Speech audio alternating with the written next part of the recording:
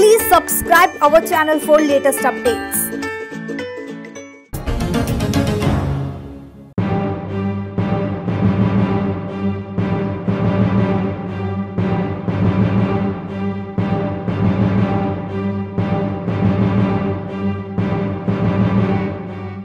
ਪਿੰਡ ਸੇਖਾ ਤੋਂ ਬਰਨਾਲਾ ਡਿਊਟੀ ਤੇ ਆਂਦੇ ਸਮੇਂ ਕੋਠੇ ਸੁਰਜੀਤਪੁਰਾ ਦੇ ਕੋਲ ਸੰਘਣੀ ਧੁੰਦ ਅਤੇ ਟਰੱਕ ਦੀ ਤੇਜ਼ ਰਫ਼ਤਾਰ ਦੇ ਕਾਰਨ ਹਾਦਸਾ ਹੋ ਗਿਆ। ਹਾਦਸਾ ਇੰਨਾ ਜ਼ੋਰਦਾਰ ਸੀ ਕਿ ਮੋਟਰਸਾਈਕਲ ਸਵਾਰ ਪੁਲਿਸ ਮੁਲਾਜ਼ਮ ਦੀ ਮੌਕੇ ਤੇ ਹੀ ਮੌਤ ਹੋ ਗਈ। ਜ਼ਿਕਰਯੋਗ ਹੈ ਕਿ ਟਰੱਕ ਗੈਸ ਸਿਲੰਡਰਾਂ ਦੇ ਨਾਲ ਭਰਿਆ ਹੋਇਆ ਸੀ। ਹਾਦਸਾ ਕਾਫੀ ਵੱਡਾ ਵੀ ਹੋ ਸਕਦਾ ਸੀ।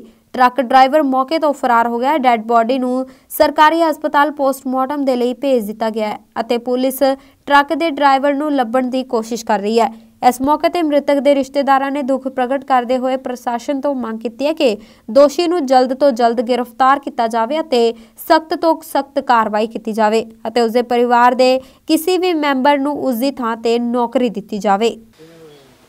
ਇਹ ਐਕਸੀਡੈਂਟ ਸਵੇਰੇ 8:15 ਦੇ ਕਰੀਬ ਹੋਇਆ ਜੀ। ਅਸੀਂ ਉਹ ਸਵੇਰੇ ਕੰਮ ਤੇ ਆ ਰਹੇ ਸੀ, ਡਿਊਟੀ ਆ ਰਹੇ ਸੀ ਤੇ ਮੈਂ ਤੇ ਮੇਰੇ ਚਾਚੇ ਦਾ ਲੜਕਾ ਕੰਮ ਤੇ ਲੱਕੜ ਦੇ ਕੰਮ ਕਰ ਰਹੇ ਹਾਂ। ਉਹਦੇ ਆ ਰਹੇ ਸੀ। ਇਹ ਕਰੀਬ 50 ਕੁ ਗਜ਼ ਸਾਡੇ ਤੋਂ ਅੱਗੇ ਦੀ ਤੇ ਉਧਰੋਂ ਆ ਰਿਹਾ ਟਰੱਕ ਗੈਸ ਨਾਲ ਭਰਿਆ ਹੋਇਆ ਸੀ। ਪੂਰੀ ਧੁੰਦ ਦੇ ਬਾਵਜੂਦ ਹੋਣ ਕਰ ਪੂਰਾ ਤੇਜ਼ ਰਫ਼ਤਾਰ ਨਾਲ ਆ ਰਿਹਾ ਸੀ। ਉਹਨੇ ਗਲਤ ਸਾਡੀ ਸਾਈਡ ਲਿਆ ਕੇ ਟਰੱਕ ਮਾਰਿਆ। ਇਸਨੂੰ ਮੇਰੇ ਚਾਚੇ ਨੂੰ ਪਲਟਾ ਕੇ ਮਾਰਿਆ ਜੀ ਮੋਟਰਸਾਈਕਲ ਤੇ ਉਹਨਾਂ ਨੂੰ ਅਸੀਂ ਹਸਪੀਟਲ 'ਚ ਲਿਆ ਰਹੇ ਸੀ। ਲਿਆ ਕੇ ਜਦੋਂ ਐਡਮਿਟ ਕਰਾਇਆ ਤਾਂ ਹਸਪੀਟਲ ਉਹਨਾਂ ਨੂੰ ਡੈਡ ਕਰਾ ਦਿੱਤਾ ਗਿਆ।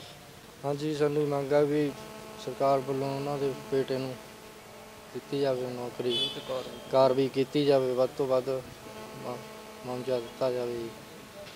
ਇਹ ਪੰਜਾਬ ਹੋਂਗੜਾ ਜਵਾਨ ਸੀ ਦਿਲਵਾਰਾ ਸਿੰਘ।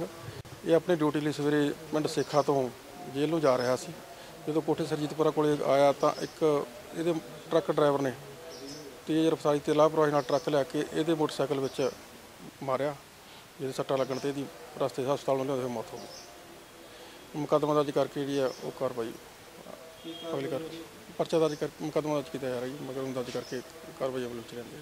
ਕੀ ਕੁਛ ਧੁੰਦ ਦਾ ਵੀ ਇਹ ਕਾਰਨ ਮੰਨ ਸਕਦੇ? ਉਹ ਧੁੰਦ ਦਾ ਨਹੀਂ ਜੀ, ਇਹਦਾ ਟਰੱਕ ਡਰਾਈਵਰ ਦੀ ਅਣਗਹਿਲੀ ਹੈ, ਲਾਪਰਵਾਹੀ ਹੈ। बरनाला तो परवीन ऋषि की रिपोर्ट, चैनल पंजाब न्यूज़।